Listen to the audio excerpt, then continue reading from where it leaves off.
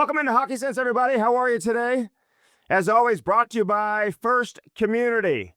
And we love our friends over at First Community. Sign your son or daughter up for that Little Blues program and do it today. Ages 4 through 9, comes with all the equipment. And I'm talking skates. I'm talking stick, helmet, everything. Great instruction. Reasonable cost, too. You get a number of ice times. And your son or daughter can figure out if they like it before you invest thousands and thousands of dollars. By the way, if you're going to invest any money, do it with First Community. They can find ways to take your money and make you even more money.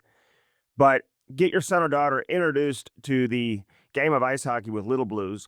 Nobody supports hockey better in St. Louis than First Community. We love all our friends over there. Glenn Barks, everyone over with First Community.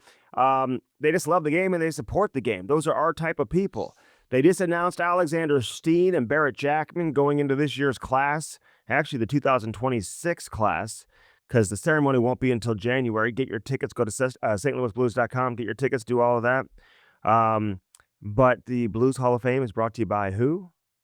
Brought to you by First Community. It was great to see my boy David Corbett down at the Enterprise Center last night. He's the guy that makes all the jackets for the Blues Hall of Famers. From Bespoke Apparel. Go in and see him there in Clayton. Get some custom suits, custom shirts, custom pants, whatever it is you need. He'll take great care of you. This guy's unbelievable. He's been making my suits for years, and I've introduced a lot of different people from the Blues to head over there, and now you have so many Blues players who are also getting their suits made by David over at Bespoke Apparel in Clayton. And not only Blues players, but players who used to play here who now play elsewhere around the NHL. And he continues to make their suits because once you get a suit made by David, you're not going anywhere else. And this guy's legendary. Still makes clothes for Deion Sanders, made suits for Muhammad Ali back in the day. I'm not even joking you. I mean, he's the most interesting guy in the world. David Corbett. Saw him last night. Great to see him at the Enterprise Center. Getting Al McInnes and a lot of the original class of Hall of Famers for the Blues, getting them fitted into new coats because the jackets have changed colors a little bit and you want the first class to match the jackets that the 2026 class is getting. But First Community brings us Hockey Sense each and every week. Of course, Blue No Roofing. Call my buddy David Novak today, 314-920-5713. Get that free estimate. You know, insurance companies will sometimes, they won't pay for your roof if it's 10 years of age or older in a lot of cases. So check out the age of your roof, get it taken care of while your insurance company is going to pay for it. That's a little secret. David Novak, man, he'll help you out. Siding, soffit, fascia, roofing, whatever it is you're looking for, gutters, he can take care of everything for you. He is truly the best in the business. Blue No Roofing, diehard Blues fan, probably is not in the best mood today. We'll talk about that later on. Cross Country Mortgage, my boy Mark Cooper, 314-713-4377. First responders, your mortgage is covered up to $525,000 in the event that you are critically injured in the line of duty. Can you believe that? I mean, mortgage covered. You can go to sleep at night knowing your family's going to be taken care of. They're not going to be stuck with a mortgage payment they can't afford. Completely covered up to $525,000. They've got great incentives for doctors as well. Right now, if you mention Hockey Sense, they're going to waive all the closing costs on your refinance loans. And we got loans right now in the 5s and the 6s. So call Mark Cooper today. Find out why 1 in every 35 closings in the country are done with Cross Country Mortgage. That is a factual stat. 314-713-4377 for Mark Cooper. And again, mention Hockey Sense, mention my name, no closing costs, no appraisal fees, nothing like that. It's going to save you north of $2,000 for your refinance. So take advantage of that today. Lordo's Diamonds, get that special someone, something special in your life. Over at Lordo's Diamonds. Say hi to Mike and Jimmy. Stop on in there. They've been around for 70 years. Find out why. Best customer service ever. No better place to get the shop for engagement rings. If you're looking to pop that question, get to Lordo's Diamonds in the heart of Ladue today. Right next to Truffles. You can call them 314-432-8008. You can check them out online, lordosdiamonds.com. You go in there with a $500 budget or a $500,000 budget, you're going to get treated exactly the same. They are the best when it comes to customer service. No one does it better. That's why they've been around for 70 years over there at Lordo's Diamonds. And of course, Dirt Cheap Fun, your one-stop party shop. Get it delivered. use the promo code BLUES and it's free delivery.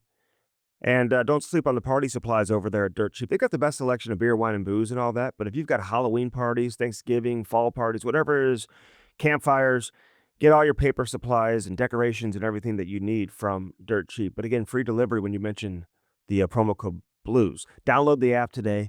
Get your delivery going. You don't have to leave your house to do your shopping over at Dirt Cheap Fun, your one-stop party shop. The Wallace family flat out getting it done as they always do. We love everything about the Wallace family and what they do with Dirt Cheap Fun, your one-stop party shop. All right, down to business. The Blues lose last night.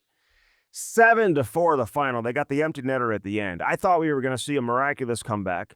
The Blues were down 4-0 in a blink of the eye in the first period. You hate to see that. I mean, you can use different ways to break it down, and you can say they didn't start on time and all of that. Listen, when you don't get saves early in the game, that's what it looks like. So, yeah, they didn't come out and they didn't play their best in the early going. But, again, Joel Hofer's going through a little bit of a rough patch. Hopefully he can turn it around maybe on the road if he's able to get a start here in these next two games. The Blues leave today. Tomorrow they play in Detroit. Then Monday against Sidney Crosby and the Pittsburgh Penguins. Crosby's got like 6 goals on the season. He scored 2 more last night. And the Penguins are 6-2. So, good on the Pittsburgh Penguins. Listen, hockey's better. The NHL is better when Crosby and the Penguins are winning and they're playing in the playoffs. I want to see Crosby back in the playoffs. And if he can do this by staying in Pittsburgh and not having to go and chase it and leave like everyone's suggesting that he do, man, that'll just be legendary stuff. He's approaching 1,700 points, by the way, Sidney Crosby, in his historic career. The Red Wings, they've lost a couple of games. They got off to that fast start, right? And now they've lost a couple. They lose 7-2 last night to the Islanders. It's fitting. Matthew Schaefer, he's gotten everyone's attention with how he's played to start his career. I think he had points in like 6 straight. Played the most minutes of any player 18 years of age or younger. Earlier this season, he had the longest point streak by a defenseman to begin their career. I think he was, by any player 18 years of age or younger, not just defenseman. I think he tied Wayne Gretzky and Sidney Crosby. But it's fitting. They score 7 goals, and that's when his point streak ends. How does that happen? He had no points in the game, but he was still +2, still playing big minutes. He was the youngest player in NHL history, at least youngest defenseman in NHL history, to score a game-winning goal a couple of games ago. So Matthew Schaefer, Patrick Waugh, a lot of good things happening there on Long Island. The Blues will be there next month in November, so we'll get a chance to see what Matthew Schaefer looks like up close. Unbelievable skater. But the Blues, man, this is not what you wanted with a 4-game homestand. It didn't start pretty, and it didn't end pretty. The 2 games in between weren't terrible, right? They got a big victory against Dallas, looked great in that game. Had a hard time generating offense against the Kings, but they still got a point. You would have liked to get the second point, but Binnington was great in both of those games. The Chicago game was just ugly, like we said. And then last night had a little bit of everything. It was ugly and beautiful at the same time. I mean, you had some real positives that came out of that game, but the power play had an opportunity to really win the game for the Blues. They got the 1 power play goal, but they just couldn't find a way to get another. And they had some chances when they had the momentum. It's not like they were getting power play chances when they didn't have momentum in the game. They had momentum and they were getting power plays, and that really could have brought the house down and really could have led the Blues to a complete comeback. But they made it 5-4. Philip Broberg, who's been playing some great hockey. I mean, you just watch this guy skate. I was talking to him yesterday prior to the game about, using his feet, going wide. He just he just really hadn't been doing that as much or had the opportunity to do it, much like we saw last season and in the playoffs and even in the preseason this year. Sometimes you just need those opportunities to, present themselves, and it did yesterday. It's great having Oscar Sundqvist back in the lineup. Had a couple of amazing assists. I mean, his assist to Nathan Walker was incredible. Just threw sticks on a backhand, just put it right in the wheelhouse for Walker, who did a nice job finishing on the play. But then his pass to Broberg on Broberg's wraparound goal was unbelievable. But it's interesting how when you are down in a 4-0 hole to begin the game, just how that affects everybody else on the team. It affects your depth players. They're not playing as much. You're trying to climb back into the game. And, even for a guy like Jake Neighbors, he ended up being -3 in last night's game, but I just didn't see him on the ice a whole lot. And then you look at it, I think he played just over 13 minutes, didn't really seem to find his rhythm. The Thomas unit um, was getting the majority of the opportunities on the power play. I think the Shen Neighbors unit did hop over the boards first on like the third or fourth power play.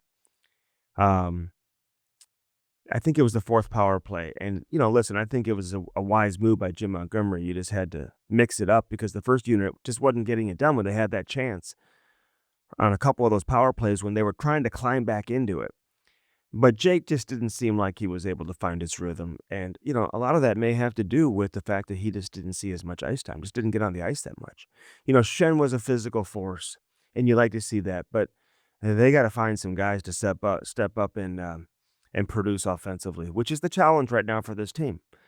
And, I don't want to keep resting on the fact that it's still early because I don't want to minimize the importance of how critical these points are for the Blues to get here in the month of October, especially when you're handed a 4-game homestand right off the bat. I mean, you want to really take advantage and get out early in the season feeling good about your game. But they're having a hard time scoring goals. Walker gets a goal.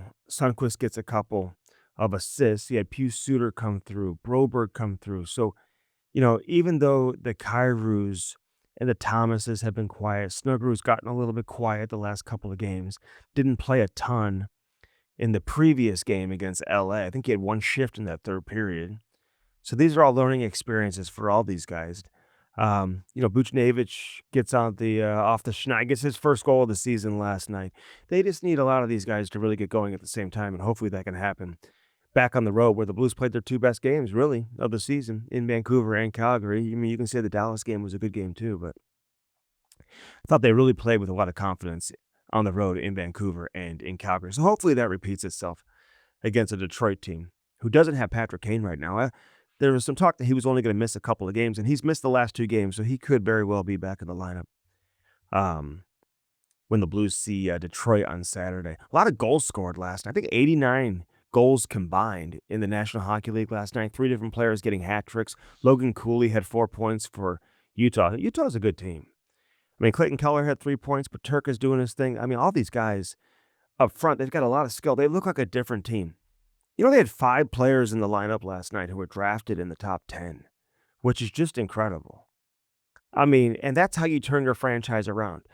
When you have 5 players in the lineup at once drafted in the top 10, and I know the Blues have a lot of former first-round picks that are in the American League right now and some good players who are in the American League, but these guys weren't drafted in the top 10 except for Dvorsky. Dvorsky was 10th overall.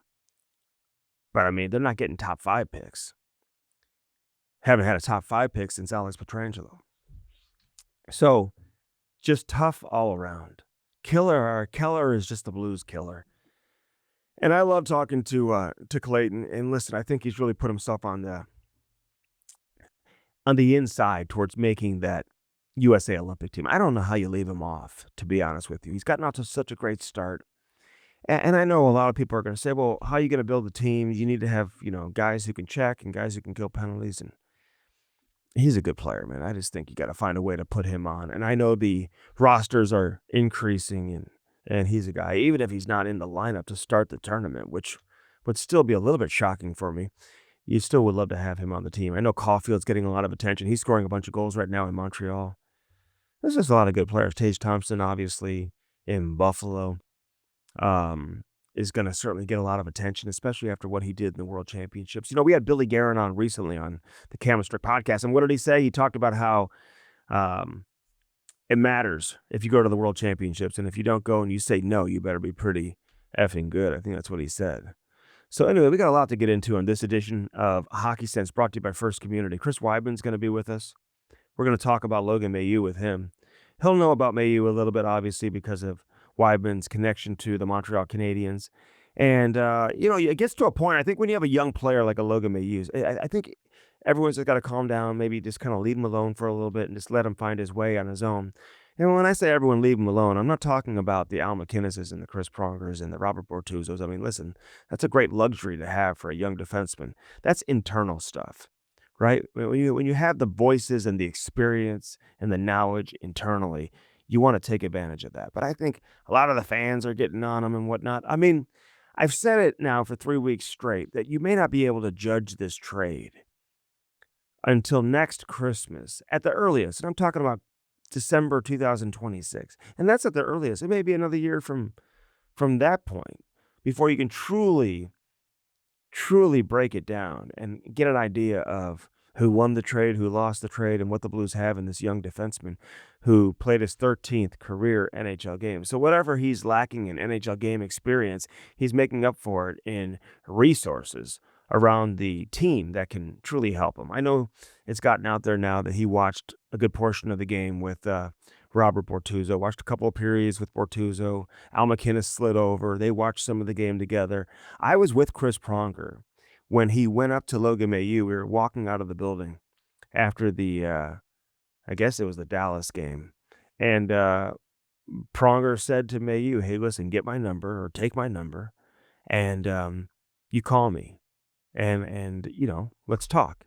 Pronger's been through this before. And different situation. Pronger was, the second overall pick, high expectations, turned into a Hart Trophy winner and a Norris Trophy winner and all of that. And I don't know if that's in the cards for a guy like Logan Mailloux, but again, he was a first-round pick, would have gone even higher if he didn't have some of the controversy that surrounded him at the time.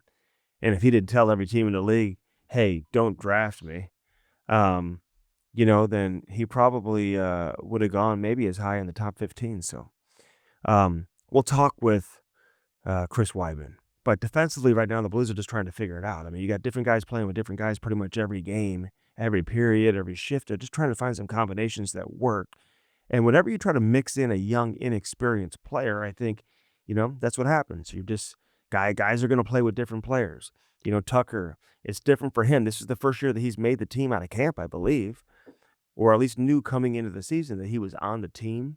And he's been fine, but Fowler wasn't going to be able to maintain the pace that he was on last year. That was going to be pretty unrealistic to do for a guy like Cam Fowler, although obviously he can still play some really good hockey. Falk, he had another turnover yesterday, and Peterka nearly scored, but it was a good recovery by Falk. It kind of had that man strength on the younger player. But again, don't panic. There's time to obviously correct things, but getting on the road may be just what the doctor ordered. We'll talk about that with Chris Wideman coming up on this edition of Hockey Sense, brought to you by First Community. Kirkwood Fence. Hey, listen, get your fence and get it today. And get it from Kirkwood Fence. I got my fence from Kirkwood Fence. Listen, this was an easy process. I got a vinyl fence, all white. I mean, it's super nice. And the best part about Kirkwood Fence, again, I always talk about the customer service, but if you ever have any issues, and we've had those tornadoes and some of that stuff that's, happened obviously with, some of the weather that we had last spring, and you're going to find that here in St. Louis. I mean, you want to make sure that you have somebody who you can turn to that's going to help you when those situations happen. And in the case of Kirkwood Fence, they come right out and they fix it. Like, no questions asked. They just take care of you. So, Kirkwood Fence, you got to love your fence, and you will with Kirkwood Fence. Schedule a free design consultation with the experts over there at Kirkwood Fence. You can check them out online, kirkwoodfence.com. You can get that estimate based on your budget, based on your fence style of the whatever you choose. There's so many different options to choose from. They're installers, 5-star installers, by the way, will come out, take care of everything. You'll enjoy your fence for years. They take care of all the permits and all the zoning and all that type of stuff, property lines. Listen, they take care of all that for you. You don't have to worry about a thing. So Kirkwood Fence gives people the outdoor space of their dreams by building quality fences that last, and that is the truth with Kirkwood Fence. All right, let's step aside. When we come back, Chris Wideman, we'll talk things over with him. Great player from St. Louis. Had a lot of success in the American League and in the KHL. Dealt with a lot of injuries in the NHL, but had a lot of success playing with Ottawa and finished his career with the Montreal Canadiens. I'm looking forward to this conversation, plus Jamal Mayers later on this edition of Hockey Sense, brought to you by First Community. We are in the Half Coast Studios, our Friday tradition. Don't go anywhere. Back here in Hockey Sense, brought to you by First Community. Chris Wideman. Your hair looks good today. Thank you. What'd you do to it? I went to Dry Bar at 1580 South Lindbergh, and the other location is in Clayton, 7806 Forsyth. Quick plug. Thank you very much. Do you go in there and get your hair done? Do men do that? We do have some male customers. You know, I try to pull the rope when I can, get in there and help out. So, what are you doing? Not day to day. Are you really working there? Like, are you No, coming in and just saying hello and drop stuff off? You know, maybe sweep the floor. Okay. Kids are good. Kids are good. Family's good. Family's good. I feel like you're out of town. Everyone turn around, dude. Like, I texted you yesterday to come in today. I'm like, he's gonna be out of town. I have to check your Instagram to see where you're at. Well, my wife said, Are you wearing a kilt? I'm off the socials. My wife's documenting our life for us. Is that what it is? Yeah. Oh, my wife does that. Yeah. You gotta get a hold of that sometime. It's crazy. It's too much. Way too much. You were wearing a kilt. I swear. I think over the course of the last handful of years, I've had a few kilts on. So. What was that? Were you in Scotland? I was at Joel Edmondson's wedding. And where was that? That was in Scotland. It was? Bro, yeah. It was a good time. He's the best. A lot of blues and ex-blues there, so we had That made it out there? Oh, yeah, it was a great time. What time of year was that? Like, obviously summer. That would have been June, yeah. Okay. That was June. Yeah. So we're finally recovered from that and looking forward to a great fall and holiday season. Saw him earlier this week, obviously, when he came in with LA, and LA's not a bad team. I don't know. They play a certain style, which is not fun to watch. I don't know how closely you've watched them. But, yeah.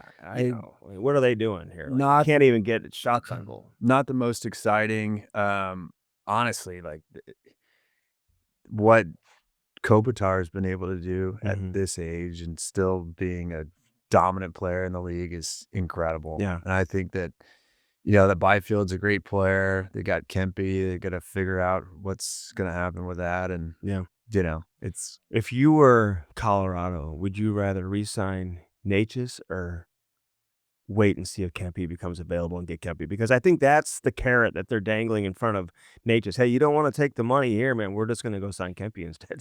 Yeah, I mean, I think Natchez has fit in pretty good. Yeah, like I was, you think about like Rantanen being a left-handed shot, McKinnon a right-handed shot, how that change was going to work with having Natchez as a righty.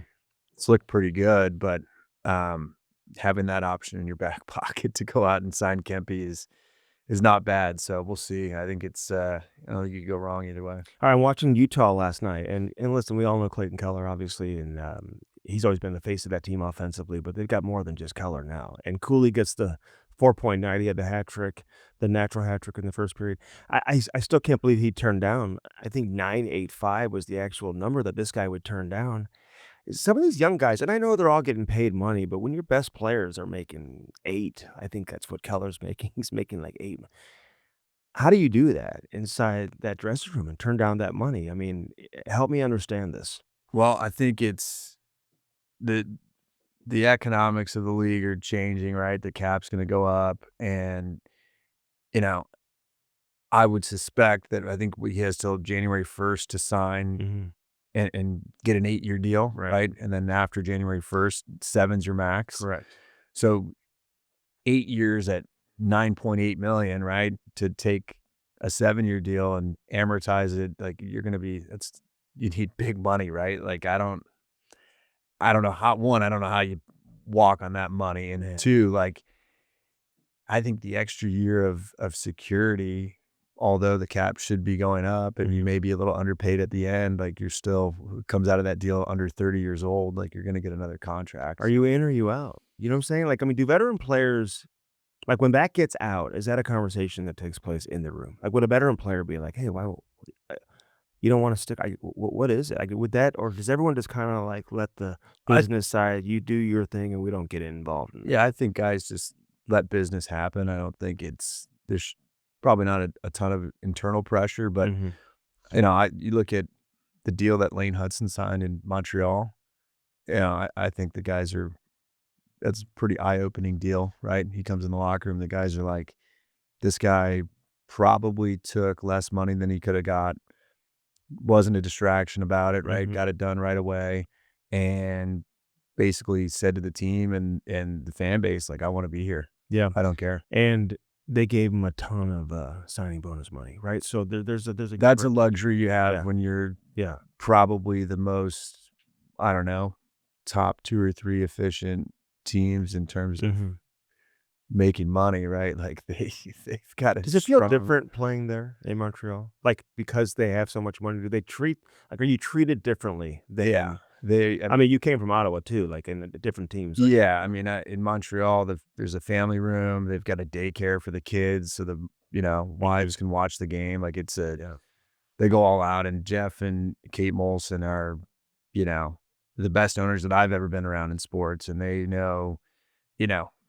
every wife's first name, all the children's names, your parents' names. Like it's a real sense of family there, and I think, what they're building and they're setting that thing up to be very competitive for who was stretch. closest to Montreal where you played?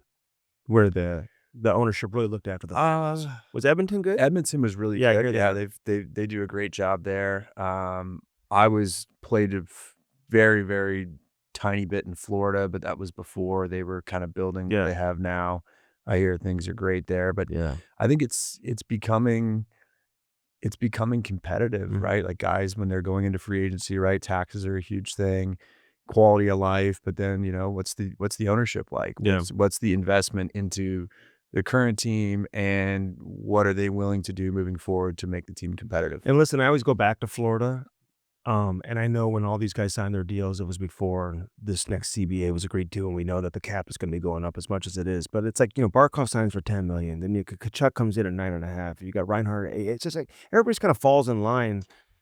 Bennett stays, and it's like they always take their money. Nobody makes more than Barkov, and it's about winning. You know what I mean? And I know you get the taxes and all that, but it's really about wanting to stay there and win, and then obviously Marchand stay. I don't know. I just think everybody falls into play. I'm just shocked that, and I talked to a couple guys yesterday about this. That's why it's on my mind with Logan Cool. I'm just shocked that he would turn down that money. But I think it's, he's a really good player. Oh, yeah. And honestly, like I watched the highlights this morning. Like he could be a dark horse for the Olympic team, right? As you look at how they rock, like he's a bigger guy. He may be able to play up and down the lineup a little bit. And, obviously you're looking at the Olympics in front of you, but at a certain point too, you got to prepare for the one coming after, right? You got to really build that USA pipeline. hockey team. Yeah. So we talked to Billy Guerin about that like a week ago or so. And it's not just about the Olympics now, but then you have the whatever they're going to call it, World Cup. Yeah. So 2 years after that, and then another Olympics. And that's why it's like, I think people were surprised that Hudson obviously didn't get invited to the orientation camp. But I wouldn't read too much into that. It is what it is. And maybe it doesn't make sense on the surface. I even told Billy that. I mean, like, is USA hockey that good now? We're the Calder Trophy winner. Can't even go to the camp. And he's like, yes. I mean,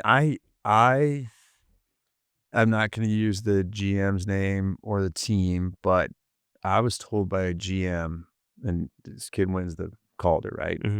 That there's a team in the league that he wouldn't have been in every night. He wouldn't have been in the top 6 every night, just the way that they were built. Yeah. Oh, I'm sure.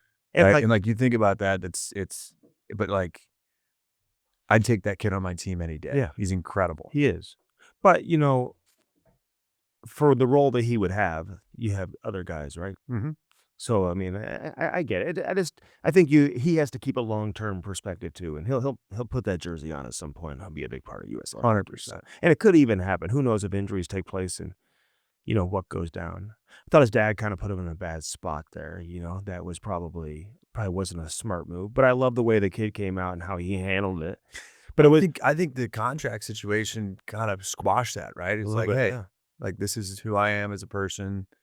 I, want to be here. Well, he also said, listen, I'm USA all the way. I'm not. Yeah, his dad said he can play for Canada too, and he was like, no, it wasn't smart. It's tough in that market too, right? Oh my God, this is the NHL. Is your dad talking for you in the national? In Montreal, especially. So.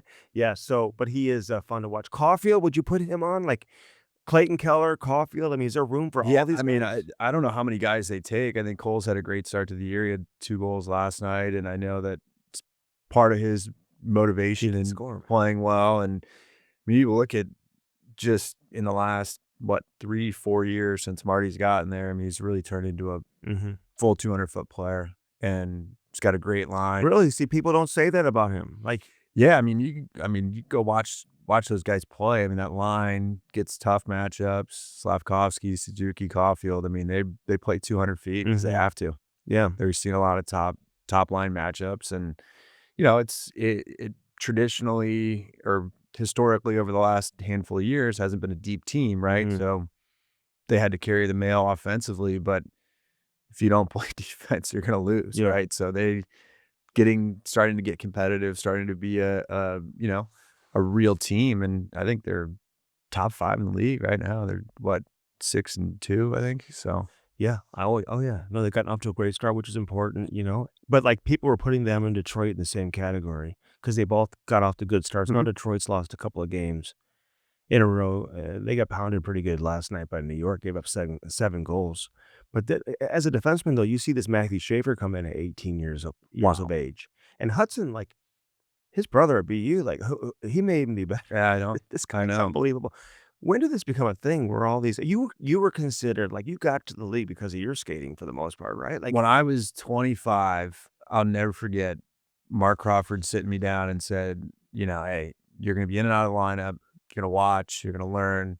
Your time will come." mhm. Now, if you're 25 and you're not on a Oh, long-term deal, I'd start thinking about life after hockey, yeah. right? Like it's totally flipped, especially, I mean, being a defenseman in the NHL is probably the hardest position to figure out, right? Mhm. Like you've got to be, you know, dialed in on, you know, your stick, positioning, watching for matchups, trying to figure out like what the other offensive players are doing, but then, what they're doing collectively as a Mhm. team. It's a lot of information to retain. Um, some of these young guys that have come in and performed at a high level right out of the gate, they're anomalies, right? Like Yeah. typically They're not all doing that. it's going to take, Yeah. 150, 200 games to figure out what you are as an NHL player, Mhm. especially as a defenseman. Yeah. So I think it's what that Schaefer kid's done has been unbelievable.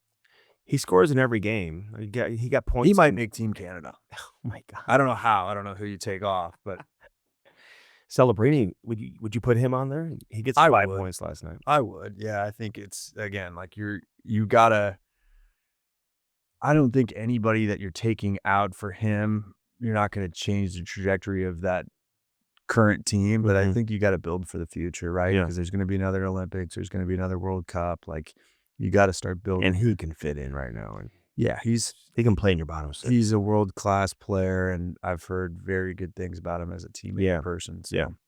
How familiar are you with Logan Mailloux? Like, were you pretty familiar with yeah, him in Montreal? yeah, spent a lot of time around him. Actually, big fan of his. Think he's a great player and going to be a great fit in St. Louis long term. So excited for him to have this opportunity and Yeah. and watch him grow and become a great NHL defenseman. So how tough is it when you get off to a slow start, in and out of the lineup, not playing a ton? He Mhm. played 10 minutes last night. I think they're trying to find the right partner for him. Yeah. They started the game with last night with him playing with Cam Fowler, which I thought was going to be interesting to see how that would play out. And I think the way the game turned early, it just kind of affected how much he was going to play throughout the course of that game. But when you see him play prior to him coming to St. Louis, like what stands out? Like what can Blues fans expect and come to appreciate eventually about his game? Well, he's 6'4", Mhm. can skate, really heavy shot. I would, Tough. yeah, he's tough. He's got some sandpaper. I would assume that throughout most of his life as a offensive defenseman, he's been able to outscore any defensive deficiencies or has almost been coached that way. Like, hey, don't worry about it. Just go get one back for us, right? So when you come into the NHL, that's not realistic, right? Like you've got to figure out a way to figure out the defensive zone, be stable defensively, be reliable so the coach can get you on the ice, Mhm. and then, build your game defense first and then focus on offense. So, I would say it's pretty normal what he's going through. I think it's probably hard mentally for him, just, trying to figure out you're in a new place, new surroundings. The trade. Yeah, I mean, the trade's tough because you've got, the situation in Montreal, they got a surplus of defensemen, right? So they're going to move somebody out. St. Louis probably had the same situation at wing, right? So they make the trade. I thought it was a good hockey trade for both sides, but you have Bolduc has had some nice production early on in Montreal, and it's a big market up there, so everybody's And it's loud, and it's getting a lot and of he's attention. French too, which scratches a lot of backs up there. And he had a great second half here last year, He's a right? good player. He's a So good the player. fans But really so is Logan, right? Yes. So if you look at valuing players, right, you've got a 6'4" right shooting defenseman that can skate, right? Those aren't in the draft every year, right? So you've got a chance to get this guy and keep him on the team, right? and develop him. You could go get a winger every year in the draft. Yeah. Wingers, they grow on Grow on trees, trees. right? Like you're gonna get another winger. So I think it's patience, but like the Blues also really aren't in a position where they need to rush him, right? They can kind of let him figure it out. He can be in and out of lineup. He can play. I mean, you got Fowler, Parayko, Falk. Like those guys can eat minutes, and they actually probably are better above that 20-minute threshold than they are closer to 16. Broberg too, Yeah, he's unbelievable. yeah, he is. So I mean, I'm not concerned for him. Yeah. I think it's part of the deal, and I think all the stuff that he's going to go through in this little short, stint of trying to figure it out will make him a better player. Cam Fowler told me the other day, and listen, I've heard this for years. I mean, going back to when Eric Johnson came here as an 18-year-old when he was drafted first overall, and Al McInnes would always say, well, it takes guys 300 games sometimes as a defenseman before you really start to feel comfortable and develop as a D-man. And fans don't always want to hear that. And I don't know if it's going to take 300. I mean, Broberg's played 150, and he's there. Matthew Schaefer's played a handful of games. So everybody's different, but I would say, like, right, 200 games, it takes time. I mean, even Jake Neighbors, he said it took me 100 games, to really start to feel comfortable. So how do you look at that, having been in those shoes? Yeah, I mean, I think it's probably 150, 200 games to figure out, like, all right, this is what I am as a player, right? But then removing the hockey from it, right? It takes probably that amount of time being immersed in the NHL to figure out who you are as a professional, as a person, father, husband, whatever it is, right? Like you've got to fit all of that together and figure out how you can become a consistent performer. And I think, that comes with just going through the experiences of it. So, again, some of these young guys that have come out and performed really well, then you see the sophomore slump, right? Then everybody's like, what the hell's going on? So it's, again, very few guys blast in and take off for their career. And usually the guys that struggle early on and can endure the hard times, become more successful in the long run. How's a Noah Dobson doing in Montreal? I think he's been really good. Like I had seen him play. I'm just really, I guess, impressed on how steady he is, right? Like it's not super flashy, but it's like consistently making the smart right play. He's got a great deep partner, Mike Matheson, who's to me one of the more underrated defensemen in the league. He plays huge minutes there. The names you're mentioning, this is why Logan Mailloux was expendable. Yeah, I mean, you know what I'm saying? Hayden Gooley, you've got Lane Hudson, Arbor Jack guys not going anywhere, right? And then they've got a rotation of guys that fill the other spot, but they've got a strong decor there and just a really fun brand of hockey they play. How important is it to get off to a good start? Like, how does that set the tone for a team? More for the quality of your life, right? Yeah, like it's, I think what's the statistic? It's at U.S. Thanksgiving. If you're in the playoffs, you've got like an 80% chance something crazy to get there at the end of the year. And the Blues, listen, they've had a couple of seasons where they've chased it, and they've had a lot of success. They did it last year, obviously, when they won the Cup in 2019. But you don't want to make a habit of doing that. And I think this year, especially with the condensed schedule Mm. because of the Olympic break, is like a 3-week break. So I think we're I don't know, 2 weeks into the season, right? Some Mhm. teams have played 10 games. I know. That's a lot, right? So if you're Florida did right off the bat. They played like 7 games in 10 days. if you're sitting at 8-2 after 2 weeks, probably a pretty good feeling, right? You Yeah. feel that you get the momentum going, everybody feels good about it. But, on the other side, if you're sitting at 2-8 and you're looking at a schedule of 7 games coming up in 10 days, and you don't feel good about yourself, the season could be lost, very quickly this Yeah. year. And individually, right? I mean, Crosby's got 6 goals right now. It's like this guy is There's nothing better than feeling good about your game, getting a couple points on the, first night of a 3-game and 4-night stretch, right? Yeah. But if you go -3 and you have a tough one, you're like, I don't even want tomorrow to come, right? Man. Could be a tough stretch. What about Joel Hofer? Like, he's got so much ability. I was at the game in Calgary when he just stood on his head. He was unbelievable. So, like, and we've seen him play great games in the past. What do you say to a goalie who struggles in back-to-back games like that, gets pulled, can't finish the game? 2 of the 4 games on this homestand he started, and neither game went very well for him. Goalies, you just leave him alone, or do you try to encourage him?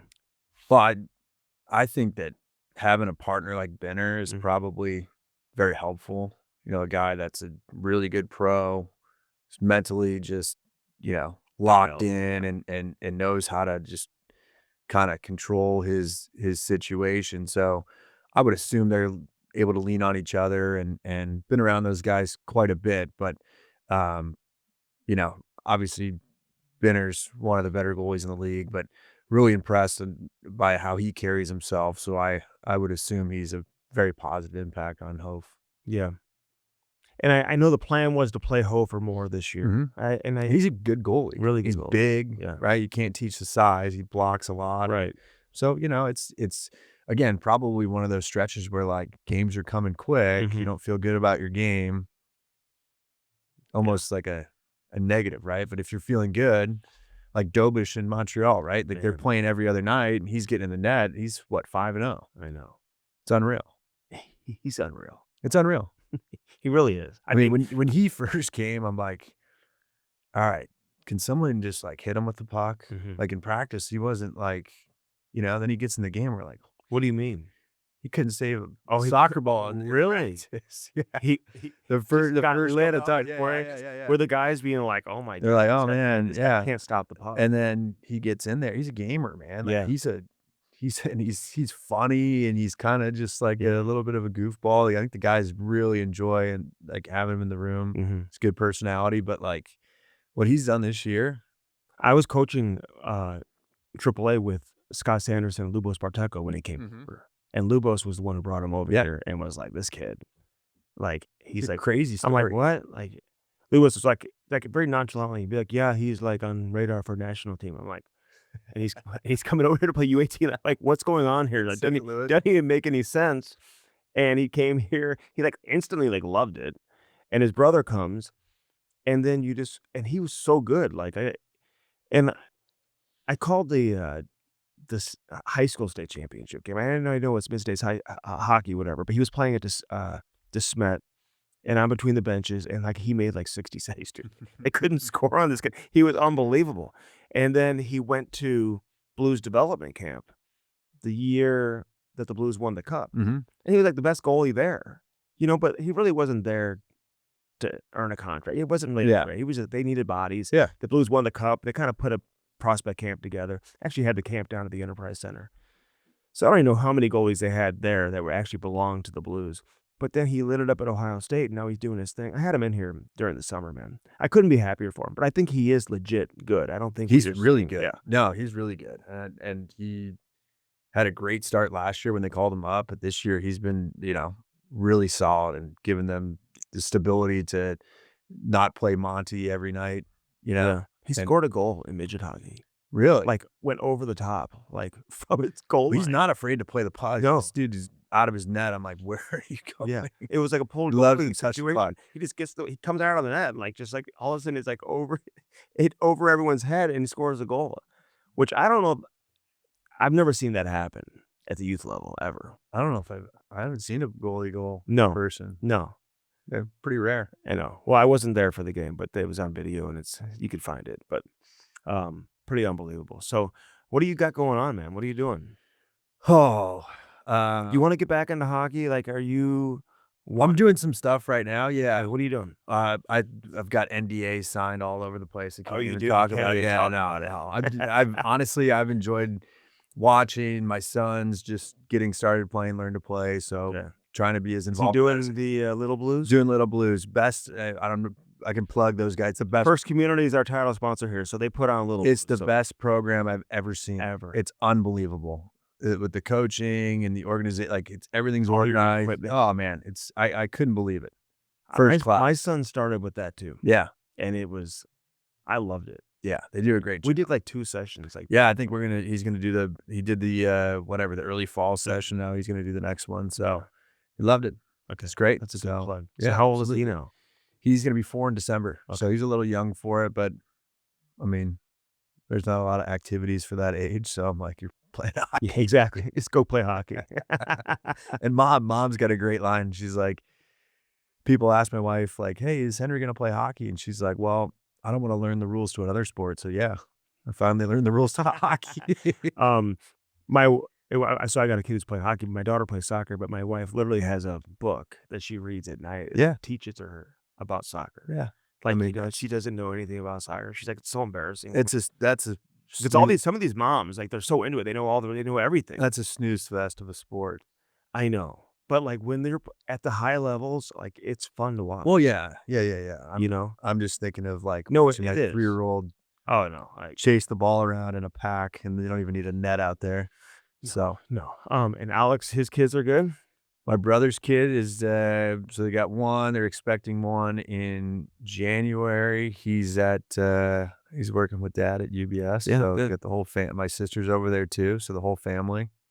I didn't get the invite. I'm on the outside looking in. You're on the outside. Yeah. Do so- you still have your camp going on and all that? Yeah. So they still run my brother still runs a camp. And my kid did that for like 2 or 3 years Yeah. too. So it's like that's a great Yeah. Oh, Great I camp, would too. say our retention rate there is like 85%. Yeah. He barely even the opens up. attention rate or the retention. Retention rate. The attention rate's much lower. Right? I mean, we're not that interesting, but no, it's fun. You see a lot of the same kids every year, a lot of the same families, watch the kids progress and grow, and get to be a part of it, even if it's just for a week every summer. So All right, and Miami of Ohio's in town. We got to plug that. yeah, absolutely. Where are they as a program right now? Because they were so good for so long. And Yeah. obviously a little bit of a turnover. Very similar to what you see in pro sports, right? It's The rebuild. it's cyclical, right? So, at some point, you bring a new staff in, and they bring a new theme or idea, right? And so,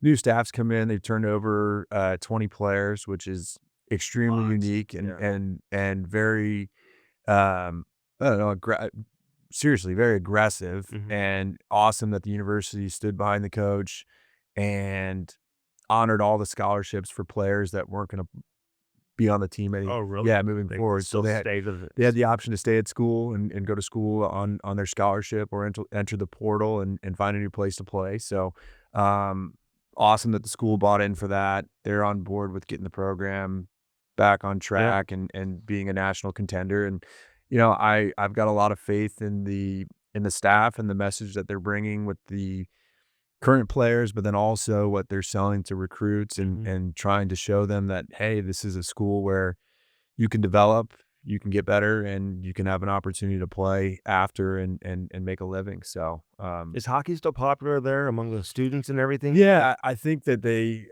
had the first home weekend was a success, sold out. So when I was in school there, we were fortunate that the group, 5-6 years before I got there, started to become very competitive. So when I walked in, it was like, hey, we're Well, you guys were producing top NHL team in the players. country, right? They're camping outside the arena to get tickets for games. Like, it was a unbelievable experience for us. But we had a culture there where a lot of the times the week of practice was harder than playing in the games in the weekend because we had, very competitive players, but guys that were like, I'm going to get better. I'm going to figure it out and I'm going to be a pro hockey player. Right. So Intense coach too and all that. yeah. Yeah. He ran a good program. Right. Like Where's he at now? Rico, right? he's at St. Thomas. Right. And they've been, building Winning some that. games, yeah. Yeah. What do you think of Lindenwood?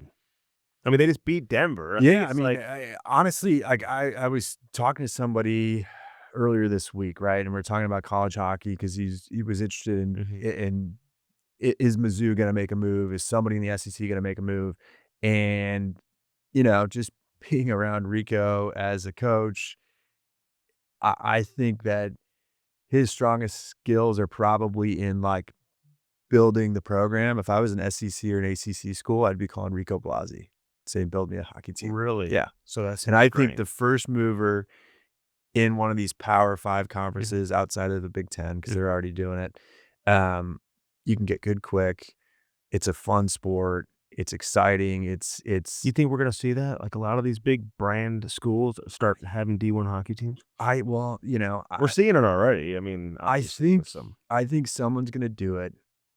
You need big cash though, because these programs are not going to. They're not making. There's no revenue. They're not a revenue driver. Okay. Right. And so then you bring on a women's team too. Now you got 2 programs that are losing money. Right. That's tough. So how many people want to sign up to lose money? I don't know. You need a very, very influential and wealthy donor Willing to write checks. Yeah, absolutely. And lose money. And you got to build an arena, right? So like most of these schools have basketball specific or whatever, and underwriting a single tenant arena is also a way to lose money. Do you like the I'll leave you with this, the way it's changed now with the CHL? Now they still have college eligibility. Yeah. Anything that's going to help the college game? Yeah, I mean, I have no problem with it. The only thing that kind of doesn't make sense to me is how you can go play in the American Hockey League or East Coast Hockey League. Yeah, that one's confusing. Come back and play college. Like if you turn pro, No. and I get it. It's been done, and baseball players have come back and played football or vice versa, and like that's fine. But to play the same sport, right? Like that doesn't make any sense. I'm But still trying to figure that one out. what I'm trying to figure out, and you may know better than I do, but what does this do? Bringing opening it up to the CHL and having more Canadian players, more European players, great for the game. What's that do for the average AAA hockey player in St. Louis that has aspirations to play in college? Right? Does he now have less of an opportunity? Maybe. Right? So then you hope that one of these big universities makes more the the better. move and starts to, grow the footprint of college hockey. Yeah, no, I'm with you. All right, Wise, always great to see you, man. Absolutely. Thanks for coming in. Absolutely. Go the Red Hawks. Is that they're still called Red Hawks, right? baby. Yeah, they're well fed after last night. You hosted the whole. The alumni are moving a little slow this morning. Are the alumni alumni here for it? We got Vinny Laverty sitting right here to my right. In studio. In studio, and he looks like he's moving slow this morning too. So Do you have a lot of guys come in though? So he came in town from Chicago. My brother's obviously local, and Grant Frederick, who's also local alum. So we got us 4, and we'll see who turns up tonight, but we'll be there supporting. All right, well, good luck, and good luck to Lindenwood too. I just hope it's honestly, I root for Lindenwood on most nights, but not tonight. No, that's understandable. All right, well, it's good to see you. Absolutely, man. All right, so it was great having Chris Wideman in studio with us. Jamal Mayers still coming up. So a longer show on this edition of Hockey Sense brought to you by First Community. Hackett Security, premier security systems. Listen, residential, commercial, business, government, whatever it is you're looking for, take advantage of it with Hackett Security.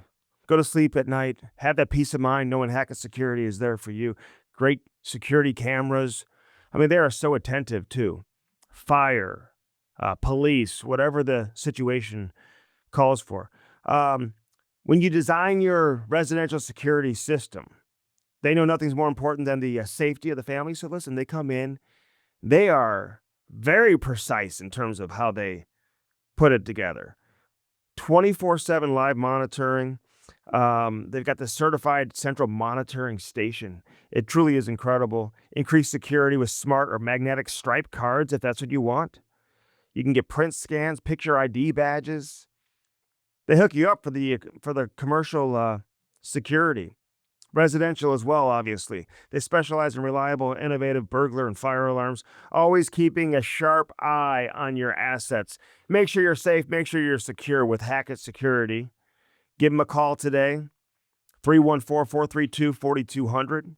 314-432-4200. Mike Hackett is flat out getting it done. Check him out online as well with HackettSecurity.com.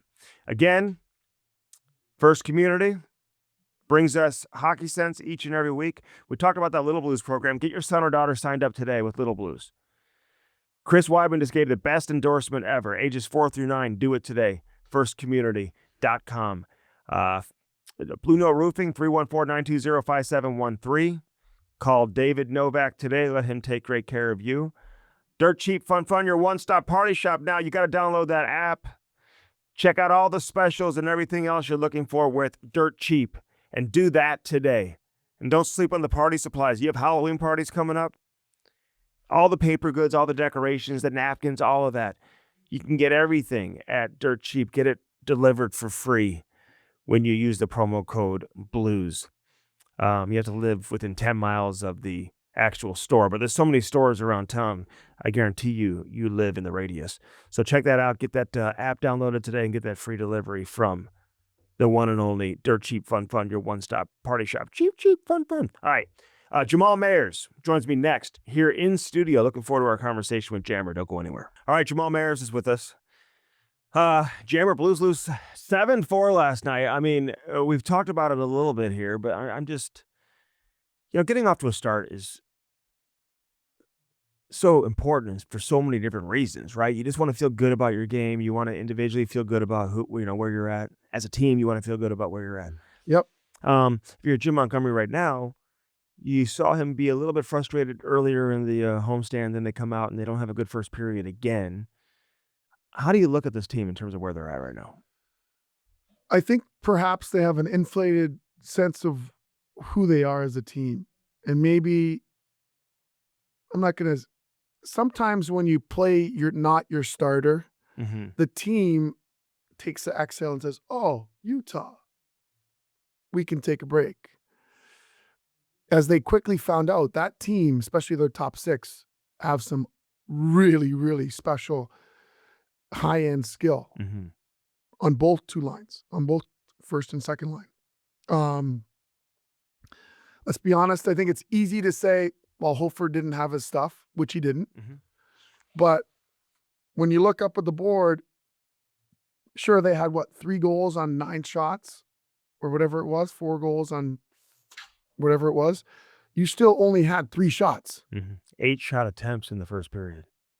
Like that. To me, it's a sense of urgency. They have the speed, they have the skill, they have the vet. Like, it's the urgency has to be now. And I think that, I feel bad for Monty because I'm sure he's been saying all those things. And I'm sure the coaching staff's relaying all that. It's on the players. It's on the players to get it going. And honestly, like sometimes when this happens, sometimes your GM goes and says, okay, you guys want to mess around? We're going to we're going to mix up we're going to change something. And they go out and make a trade to get their attention. Or this could be as simple as there's very few times where managers come down to the room. I wouldn't be shocked if this continues for a couple more games that you don't, maybe you see Army come down to the room. Doesn't happen often. Yeah. But I feel it's that much of a sense of urgency because if you let this linger into November, you're going to get to Thanksgiving very quickly and to put yourself in a hole you may not be able to recover from. Yeah. And in the past, they've been able to climb out of it. 2019, last year. But Doug Armstrong talked about that this year. He thought it was so important for this team to get off to a good start because you just can't rely on chasing it and getting back in like you have a couple of times in recent memory. Well, the problem is when you chase it, then you don't have enough energy to go as far as you really want to go. like your finish line is The end. second round. Yeah. You just putter out. Mm-hmm. So yeah, I think the sense of urgency is now. They had a chance with the power play last night to really make a difference. They got the power play goal, and then they had momentum in the game and a couple more power plays. And Monty gave those opportunities to the Thomases and the Kyrous and that particular unit, which I think leads to a lot of other guys not seeing as much ice, obviously, and maybe losing some of that rhythm. I mean, you look at a guy like Jake Neighbors, he played under 14 minutes last night. He was -3 in the game. And I don't know which goals he was on the ice for. And, obviously a lot of goofy stuff happened early in the game. So I don't know how to look at plus minus. But, a player like him, it's kind of hard to really feel like you're involved in the game when you're not getting those touches or not getting the ice time on the power play. Yeah, it's tough. I mean, that's a decision they've made, the conscious decision, I think, to have two equal type units to balance them out. I've always been a firm believer in having a first unit and a clear second unit. Mhm. Not to take anything away from the second unit, but let's be honest. After the entry, there's no reason why power play can't stay on the ice for a minute and a half. Mhm. It's nothing. Yeah. It's all in zone. Right. They're not getting tired. Right. Like, these guys are in tremendous shape. That's why I'm a huge proponent nowadays of loading up on that first unit. Yeah. Those guys can play on the power play for a Mhm. minute and 40 seconds easily, and still have enough energy for the rest of the game. Mhm. Yeah, I would agree with you. We're just they're lacking some type of cohesion or chemistry up front right now. And I think getting Sundqvist back was big last night. He had a great game. He had a couple of really nice assists, won some big faceoffs. Like, he's just a veteran player. You can see how he makes a difference when he's in there. They're going to get Toropchenko back on Monday, I believe, is the plan for him to play next Monday in Pittsburgh. So the big question mark will be who comes out.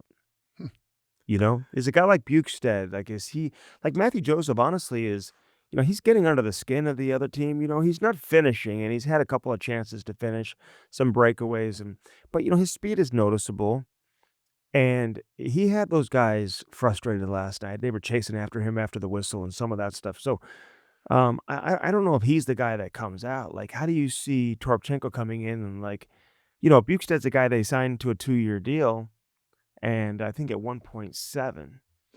So I don't know if he's the guy that comes out. I'm just curious what you think of it. Well, I think historically it's been Joseph. For whatever reason, he seems to be the easy one they take out. I like his game. I think he brings a lot to the table, as you mentioned. The pace that he plays with, I think you need guys who play with pace and are disruptive, particularly in your bottom six. I think Bukestad doesn't play with that pace. I think that affects his game. I don't think it takes anything away from his game if you take him in and out. Mm-hmm. I think he's at that point in his career that he could come out and go back in on the second line and still be the same player. Okay. That would be my choice, but I'm not there day to day to really evaluate that. But I like Joseph. I don't know what they want necessarily from him that they're not seeing sometimes when he comes out, because I think that he's an effective player, Yeah. plays with pace. Yeah, he's not going to finish then you don't have to pay him like he's supposed to finish. Mm-hmm. So it's a wash. He's making almost $3 million, though. Yeah, but those guys aren't expected to Yeah. like, what do you need from him? 12, 15 goals. Yeah. So Well, you'll take 12 to 15. that would be nice. Yeah, I mean, you'll Is that take what they're paying nowadays for 15 goals? I'm just saying, you'll take 12 to 15 goals. If he can give you 12 to 15, I think you would certainly take that. But listen, he's far from being the issue right now. Logan Mailloux, a lot of guys, a lot of resources around the organization. I mean, sometimes it's, and listen, he's got the Al McInneses and the Chris Prongers and the Robert Bortuzos. I mean, that's a luxury to have around, to talk to and bounce stuff off of. But at the end of the day, he's just going to have to figure it out at the same time, right? And it's going to take some time. I'm just not overreacting to his start. I think if he's having these issues a year from now, 18 months from now, like, then, maybe there's a reason to be concerned and maybe say, hey, okay, this isn't the guy they thought they were getting. But I've seen him play. And you talk to other players and people who know him before he came over to St. Louis, like, people rave about his ability, and I just think we're going to see it, but it might take a little bit of time. I think he's got the luxury. They've got a nice defensive core that are in the meat of their careers. There's no real urgency for him to be put under the fire. Mm-hmm. The most important thing for me is that with a skilled player as him, is that he maintains his confidence. He doesn't take it Like, I think the communication is probably the most important to me. And I'm sure they're doing a tremendous job of that, in that saying, you're on the path that we expected, so that he can keep and own his confidence, because you want him making plays. You want him being confident with the puck. That's where he's going to be his best, and not to internalize it as, oh man, I'm disappointing them. I'm not meeting up to the standards. No. You're exactly where we thought you'd be. This is exactly what we thought would happen. Mm-hmm. This was our plan all along, and continue to push, continue to listen, continue to watch and absorb, and it's going to help you get better. Let's see where he is. Let's see where he is in March. Yeah. No, I'm with you 100% on that one. Philip Broberg, how good is he? Oh, just, Edmonton's got to be kicking themselves, Oh my God. because what he's able to do and how he plays the game, and his awareness, and his plays every situation. You don't get those guys in trades very often. No. You usually have to draft them. All right, so the Blues go to Detroit tomorrow. I mean, they got off to a good start, and everyone was kind of raving about Detroit. They lost the first game against Montreal. The head coach calls them out. Then they won a bunch of games, and now they've lost a couple, including last night to the Islanders, where they gave up 7 goals. Yes. Patrick Kane hasn't played the last couple of games. So are we seeing, how much do you make out of teams getting off to a really good start? When do we know who you are for real? I think you don't know until literally Thanksgiving. I think that, not surprised Todd got under them and got them rolling. And, perhaps this is a little bit of a regression in regard to their play, but they're a team that are kind of been stuck in the middle for a while. What are they? Mm-hmm. They've backfilled their roster with older guys, in my opinion, and you're like, well, you're still not making the playoffs. Are you retooling this thing, or are you on the up and up? Are you coming up? I just don't know if they know what they are. Mm-hmm. And so because of that, they're kind of stuck in this middle ground. And, they're a good team. They have some good veterans. I'm not quite sure where they are. It's are they going to strip it down? Are they going to try to make the playoffs? What are they doing? Yeah. So it's a tough position, I think, for Todd to be in. But I know, having played for him, that he's going to get the most out of that group. And that Matthew Schaefer is, oh my God. We haven't seen him play very much because of the mono early last year. Then he got hurt in the World Juniors. We just hadn't seen him play. I didn't realize he was this good. But even when he got hurt in the World Juniors, talking to scouts, they said he's still by far, he's the #1 overall pick. That'll never change. So they're right. Yeah. Yeah, I didn't realize how great of a skater he was. Yeah. And there's a fire in him too. His personality, his makeup is, I'm not quite sure. He's one of those guys where he's never going to quite be satisfied. Yeah. You can already tell that. Mm-hmm. So it's really exciting to watch. Immediately fits in with the veteran guys in the room, all that. He gets it. It's going to be really interesting to see what he is in 5 years. Right? I don't know. Is he going to be more like Devon Toews, or is he going to be more like Makar? Makar, exactly. You know what I mean? We'll see. Time will tell. Mm-hmm. I ease off on the Makar comparisons. Yeah. Because who threw that out there? I think it was the head coach of Winnipeg threw that out. Yeah, I think they need to temper that. Scotty Arneal. Yeah. I was like, wow, okay. Cale Makar. He doesn't remind me of Makar. I know he's a great skater or whatever, but he just has his own unique skill set. Yep. You know what I mean? There's not many guys that play like Matthew Schaefer either. Precisely. So Celebrini gets the hat trick, a 5-point game yesterday. Will Smith, that'll be big for his confidence because he gets the overtime winner. Nice play all around by Celebrini to dig the puck out and to make the next play. Call that hard skill, Andy. How good are these two guys? Oh. And speaking of, specifically Celebrini, and that's to do that in Madison Square Garden, obviously, is a breakout game for him.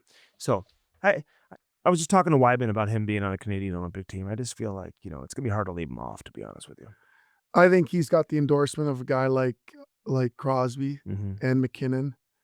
I think that because he can do so much, everything else that he does offensively will be gravy.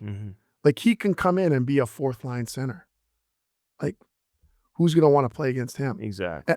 Which is amazing at 19. I know. That he's that hard to play against. Yeah.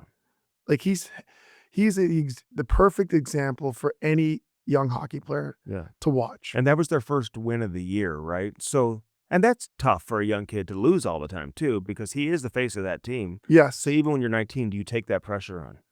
He has. He really has taken it all on. And it's a little bit unfortunate because he is so young, but I think he's got the mental makeup for it. Mm-hmm. Wouldn't have been surprised if they name him the captain. Yeah. Oh, yeah. Like, I mean, now. Just do it. Do you think he's ready? Yeah. You know, like, what are we waiting for? And I think it created a little bit of buzz in the market and all that stuff, and just get some jersey sales going. Yeah. That type of stuff. Might as well go ahead and do it. Crosby's got 6 goals. Impressive. I mean, when he gets off to a hot start like this, he typically doesn't really slow down throughout the course of the year, you know? I think he's making a statement that I'm not just going to be on Team Canada because of my resume. I'm going to be there because of merit. I'm going to be the captain for a reason, and he's trying to show everybody that. Yeah. It's funny, like these guys that we're talking about, they just find they always have to create another reason of to motivate motivation. themselves. Yeah, it's crazy. I love it. All right, Blues heading to Detroit, then Pittsburgh. Speaking of Red Wings, and then the Penguins. So, and why do you think they're better on the road than at home? Like, is there a reason for that? Like, how what can you point to when a team really tends to look different at home versus when they're on the road? Well, sometimes at home, the saying is you want to put on a show, and on the road, it's like business. It's a business trip. Simple. So I think they, short of making the guys stay in a hotel at the next before the next home game, it's treating it as such. Like, Yeah. like, and I think that, I think when the Blues are at their best is when they're playing predictable, when they're playing direct, when they're hard to play against, and when they play with that urgency that we talked about at the top of the show is. And if they don't do that, they're going to be easy to play against, and that's not a good recipe for them. They don't have the super, super high-end depth and skill to play that way. They've got to play a muck it, grind it type of game. Yeah. And they got great goaltending on the road, too, from Hofer and Bennington. All right, Dobbs Tires and Auto Centers, man. This is a great time to get those tires in preparation for what's to come with the weather around the corner. Yeah, and that's the thing. We're heading into winter, and it doesn't matter. They have 43 store locations. Dobbs is offering winter driving deals. The best tire brands, including up to a $275 savings on new Goodyear tires, plus other money saver deals on sets of Cooper, Continental, and BF Goodrich. It doesn't matter what you drive, a car, light truck, van, SUV, hybrid, EV, or Dobbs has a team of experienced tire technicians and ASE certified associates to service them all. Go to Dobbs.com for more to get complete details. Spas and more. I could use one of those right now. Dude, I'll tell you what, with the weather the way it is, I can't wait for mine. Spas and More is a local master spas dealer with 2 locations, Sunset Hills and Overland Park in Kansas City. Mike Leahy is the owner of Spas and More.